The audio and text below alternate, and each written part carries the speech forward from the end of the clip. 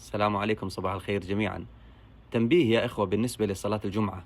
بعض الناس يأتي على التشهد قبل أن يسلم الإمام، يعني تفوت عليه الخطبة وتفوت عليه الركعة الأولى وتفوت عليه الركعة الثانية، ويأتي والإمام في التشهد. فإذا سلم الإمام عليك أن تأتي بأربع ركعات وليس ركعتين. بعض الناس يتوهم، يعني يقول صلاة الجمعة ركعتين فأنا أجيب ركعتين. خطأ.